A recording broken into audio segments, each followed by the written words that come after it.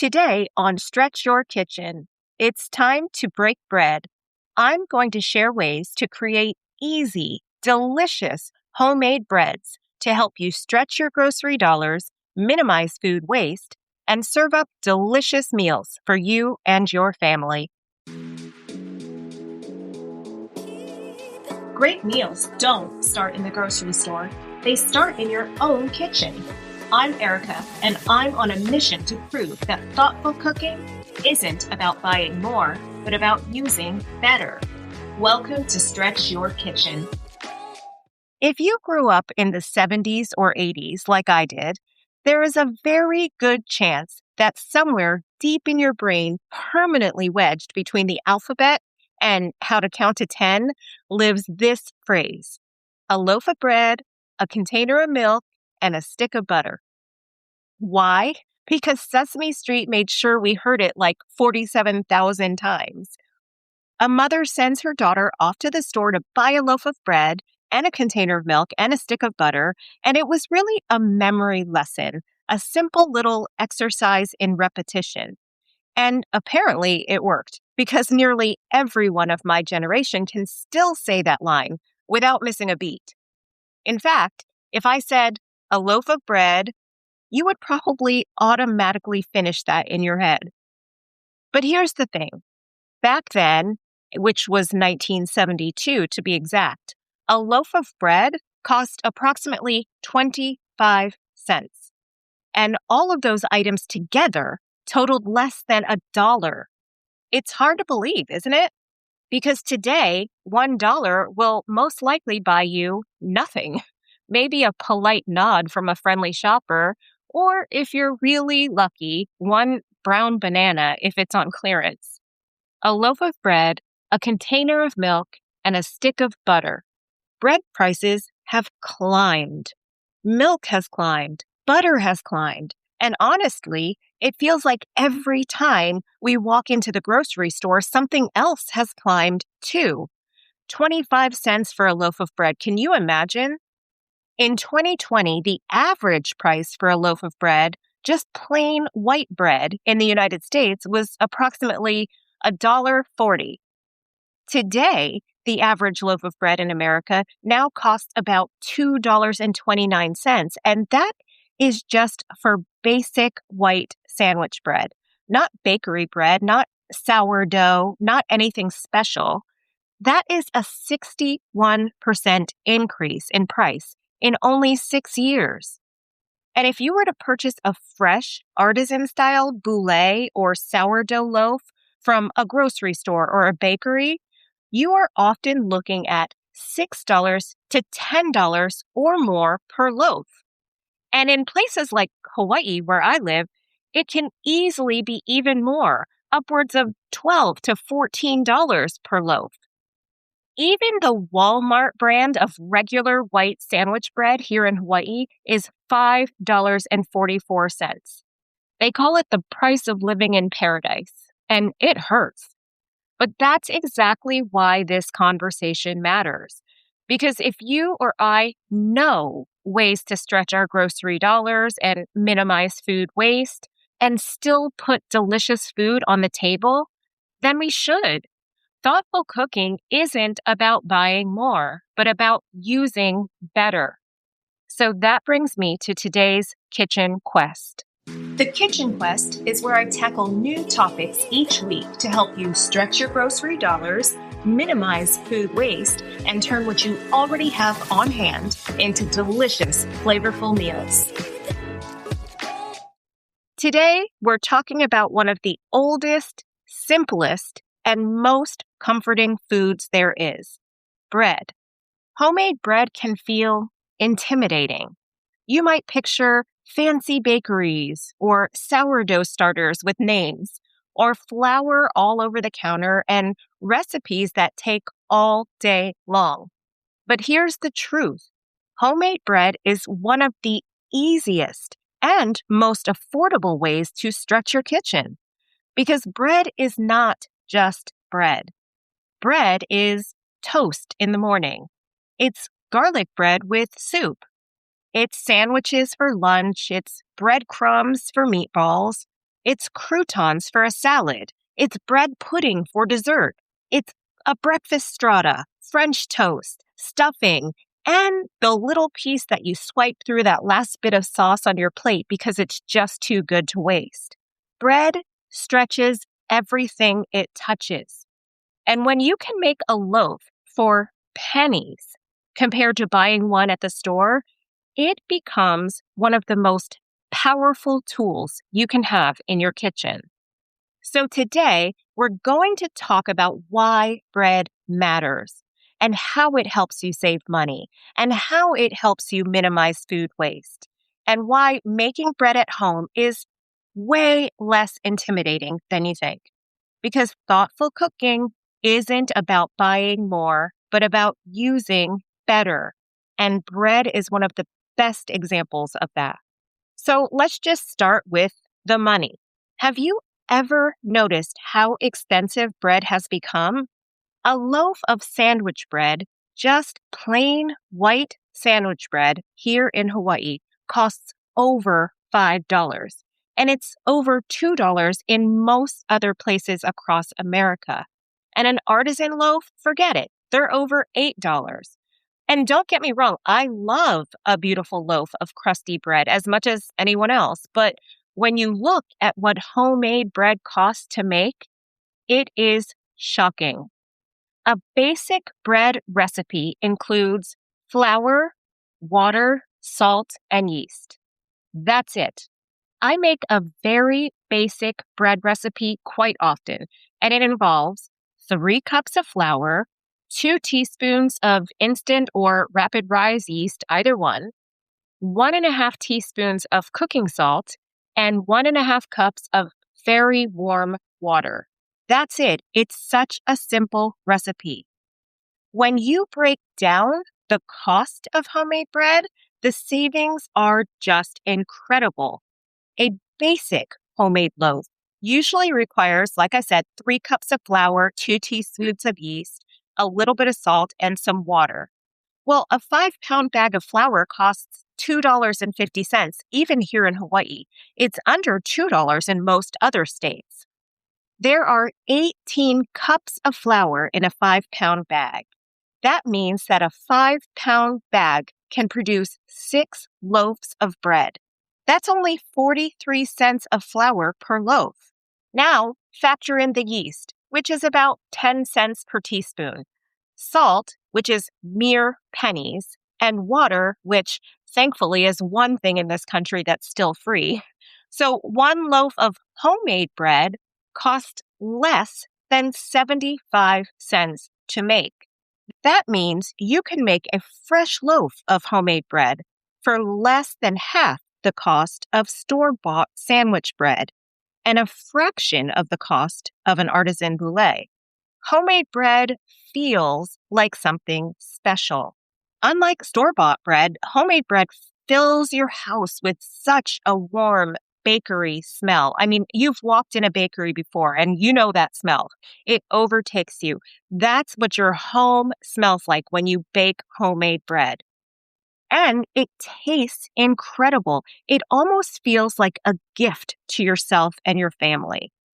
There is just something so magical about the smell of bread baking in the oven. It makes your house feel warm. It makes people wander into the kitchen and ask, "What smells so good?" It creates comfort in a way that very few foods can.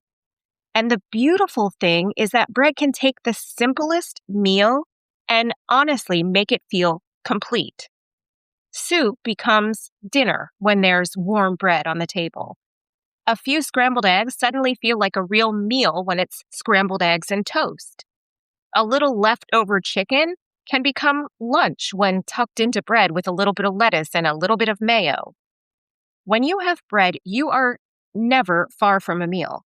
That is such an important stretch your kitchen truth because we often think that in order to make a meal, we need more ingredients, and that's just not true. We think we need more meat, more cheese, more sides, more groceries. But often, what we really need is something just to tie the meal together. And bread does that beautifully. It stretches soups and stews and chili and eggs and casseroles and deli meat and cheese and leftover veggies and sauces. Even something as simple as toasted bread rubbed with a little bit of garlic and drizzled with olive oil can make a humble bowl of pasta feel restaurant worthy. And that matters when you're trying to save money because the less often you feel like you need to run to the store for just one more thing, the more money you save. So then let's just talk about waste because bread is one of the foods people throw away all the time. And at Stretch Your Kitchen, it's all about trying to minimize food waste. Well, so we have bread and maybe it gets a little stale or the bread ends remain in the bag. Maybe half a loaf gets forgotten somewhere in the pantry, or maybe someone opens a new loaf before the old one is gone. And before you know it, you're tossing bread in the trash. But here's the thing, bread doesn't go bad. It actually just can become something new. Fresh bread and stale bread simply have different jobs in the kitchen. Fresh bread is for sandwiches and toast and garlic bread and grilled cheese, maybe dipping it into soup or serving it alongside pasta. Well, stale bread becomes croutons and breadcrumbs and stuffing and bread pudding, a strata, French toast casserole, crostini, breakfast bakes, and meatball fillers or a delicious panzanella salad. A panzanella is one of my absolute favorite salads. You just use day-old or 2-day-old or just plain old stale bread. You cube it, sprinkle it with some olive oil and seasonings like basil and parsley and oregano, and then you bake those cubes at 400 degrees for about 10 minutes. There, you've got the basis for a delicious salad.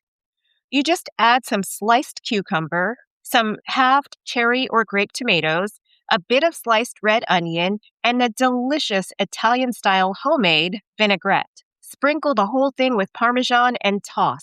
If you just add a little bit of shrimp or a little bit of chicken thrown on top of it, it is a complete meal. And the foundation is stale bread. The freezer is also your best friend with bread.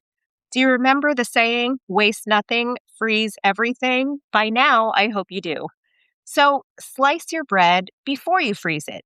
That way, you can pull out 2 slices for breakfast or 4 slices for grilled cheeses without having to thaw an entire loaf. You can freeze hamburger buns, hot dog buns, rolls, biscuits, bagels, English muffins, just about anything. So you can certainly freeze your homemade bread. Bread is one of the most freezer-friendly foods there is, and that means that you're far less likely to waste it. One of my favorite things to do is to keep a bag in the freezer for stale bread ends and scraps. When I have enough, I usually turn them into homemade breadcrumbs or croutons, and those breadcrumbs can then become part of meatballs or meatloaf or casserole toppings or crispy coatings for chicken or fish or binders for crab cakes or salmon patties. And those homemade breadcrumbs are so much better than the ones you buy because you can actually season them exactly according to your preference. So more flavor, more texture, and less waste. This is stretching your kitchen. It's the same idea I really hope that I'm always conveying to you. Pay attention to the little things. The scraps matter. The bread ends matter. The half loaf in the freezer matters. Because when we disregard the small things, they become waste. But when we learn to use them intentionally, they become opportunity.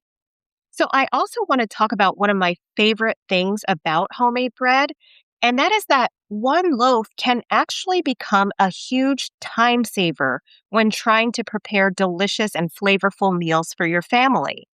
Homemade bread provides so many options. Let's just say you bake 1 loaf or even 2 loaves over the weekend. Well, Sunday night, you can serve it warm with soup and butter, Monday morning, it can become your eggs and toast. Monday for lunch, it can become sandwiches. Tuesday night, you can use the last few slices to make garlic bread with pasta. Wednesday morning, the leftover stale pieces become French toast casserole or breadcrumbs. You see, one loaf, multiple meals, and very little waste. Because you are not just making bread, you are creating options. You're creating flexibility. You are building little shortcuts into your week. And bread can also stretch even more expensive foods. We know that deli meat is expensive. Well, a little deli meat goes so much further when it's in a sandwich. A little cheese goes further in a grilled cheese. A little leftover chicken goes further in a panini. A little soup goes further with crusty bread on the side to fill you up. A little pasta sauce becomes dinner when paired with garlic bread and a salad. Bread helps fill the gaps, and that is exactly what you want when you're trying to stretch your grocery dollars. So let's talk about flavor, because bread does not have to ever be bland or boring. Bread is like a little blank canvas. You can take the same basic dough and make it fit so many different flavor profiles. Italian, add garlic, rosemary, oregano, and Parmesan. I make a delicious homemade focaccia using the same basic bread recipe that I've already mentioned. It's 3 cups of flour, 1.5 teaspoons of salt, 2 teaspoons of yeast, and 1.5 cups of water. That same basic recipe becomes focaccia when I just add about 2 tablespoons of olive oil and some chopped fresh herbs to the dough before giving it a stir. Then I let it rise on the counter, and when I get home later in the day, I simply press that dough into a parchment-lined casserole dish, make some nice thumbprints all around the top to make it look authentic, and then sprinkle it with some more fresh herbs and some finishing salt, and maybe another drizzle of olive oil before baking it. So many people rave about my focaccia, and they have no idea how easy it is. Well, you can turn that same basic dough recipe into a bread with a Mediterranean flair. Think sesame seeds and za'atar and olive oil. Or that same basic recipe can become comfort food with butter and honey and cinnamon. The recipe can become savory with cheddar and jalapeno and green onion. Even stale bread can be transformed with flavor. Garlic croutons, Parmesan breadcrumbs, herb stuffing, cinnamon bread pudding, savory breakfast casserole. Bread is so flexible. And I can't even think about bread without thinking about one of my favorite bread side dishes, crostini, topped with whatever I happen to be in the mood for. A drizzle of hot honey and some goat cheese, a little lemon zest, some fresh herbs, some Parmesan cheese, some toasted nuts, some butter, some whipped ricotta. You can top a crostini with almost anything. I made a beautiful whipped ricotta and lemon crostini topped with herby sautéed mushrooms. It was one of my favorite crostinis ever. I also make a crostini topped with sautéed Swiss chard and some small diced cherry tomatoes, some roasted garlic, and then a balsamic glaze. It feels like I'm eating at a restaurant, and it looks beautiful on a plate. So bread really is a blank canvas. You can add whatever you want to bread, and it truly stretches your grocery dollars. But I think it's important that I touch on something that I do think really matters. And this isn't necessarily relevant to stretching your dollars, but it is relevant to the power and versatility of bread.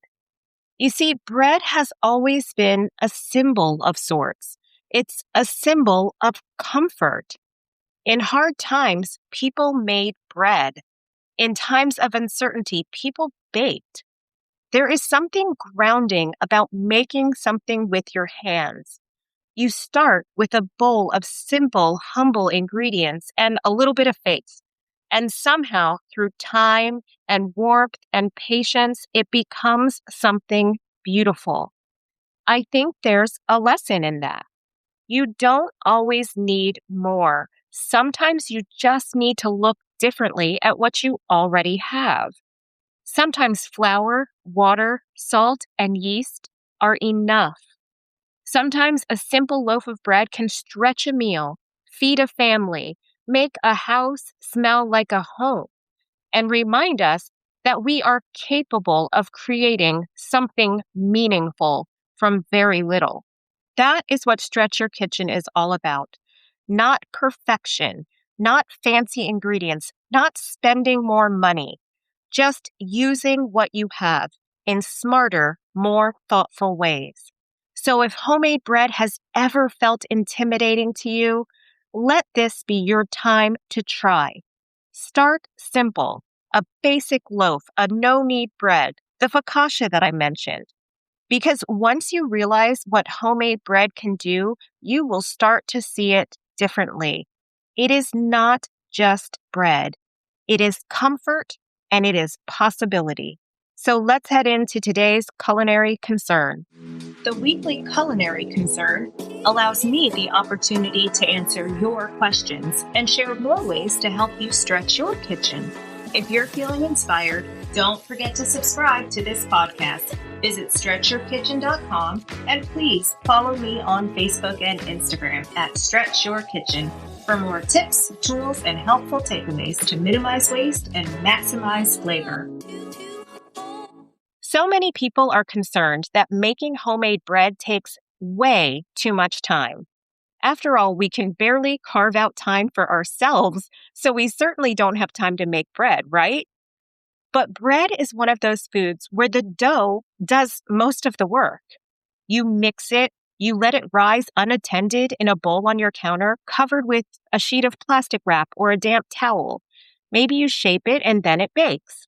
The active work is often very small in time.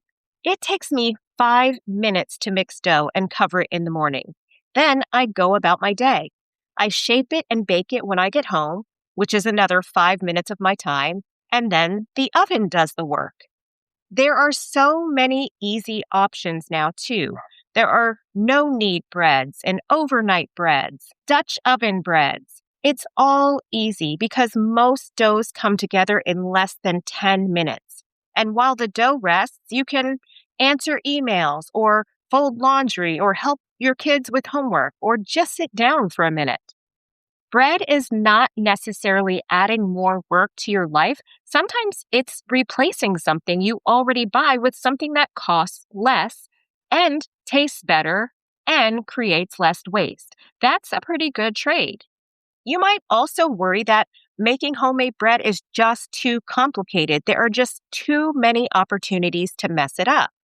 Maybe you've tried it before and the loaf came out too dense. Maybe it didn't rise the way you hoped. Maybe you felt frustrated because it did not look like the perfect bakery bread you see online. But here is the truth. Bread is not supposed to be perfect. Bread is supposed to feed people. Now, if you've never made bread before, I know it can feel intimidating. There is something about bread that makes people think they have to be an expert baker. You might imagine kneading forever, or complicated techniques, or fancy equipment, or special flour, or proofing baskets, and sourdough starters living on the kitchen like their pets. And listen, if you love those things, great, that's wonderful. But you do not need any of that to make good bread.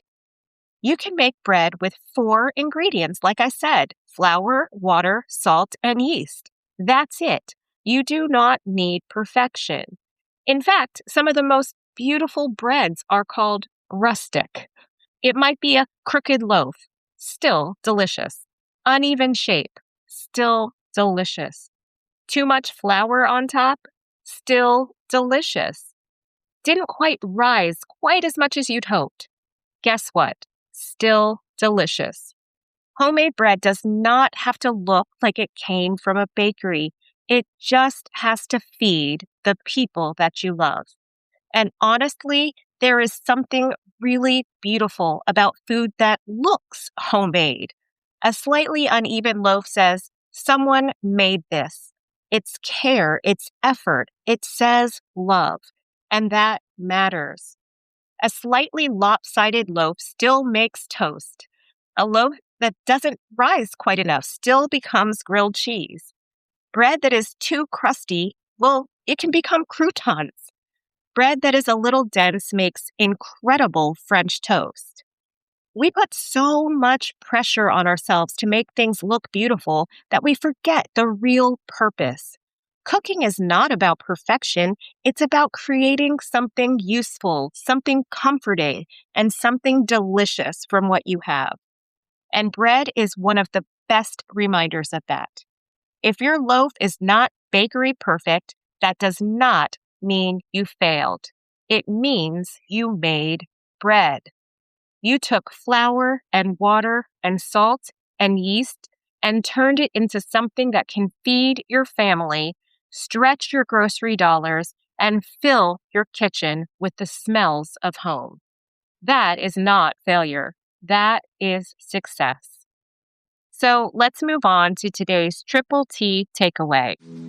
Each week, I'll leave you with my Triple T takeaway. That's tips, tools, or tasks to begin implementing the Stretch Your Kitchen lifestyle. These simple takeaways prove that thoughtful cooking isn't about buying more, but about using better. This week, I implore you to try baking just one homemade loaf of bread. Just one. Start with that basic no-knead recipe. 3 cups of flour, 2 teaspoons of yeast, 1.5 cups of very warm water, and 1.5 teaspoons of salt. Measure the flour, the yeast, and the salt and add them to a large bowl. Something glass like Pyrex works best, but really anything will do. Run a fork through that mixture to evenly distribute the salt and the yeast throughout the flour.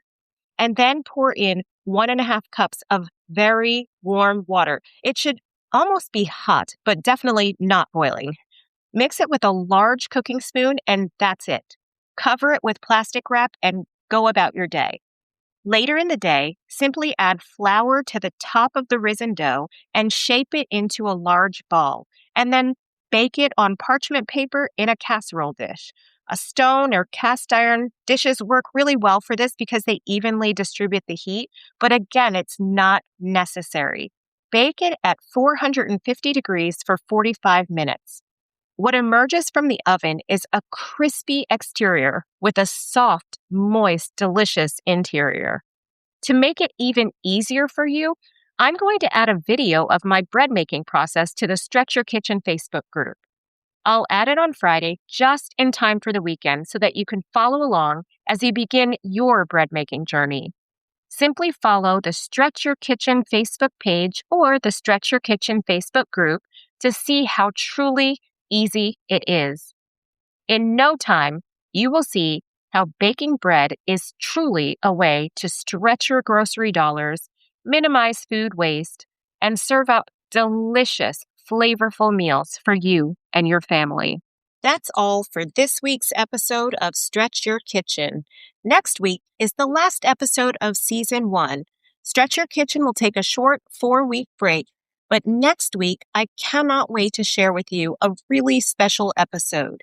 You know, there was a time when stretching your kitchen wasn't a trend. It was survival. We're going to go back in time and learn a little bit about what it took to stretch grocery dollars when it really mattered. Thank you for listening to Stretch Your Kitchen.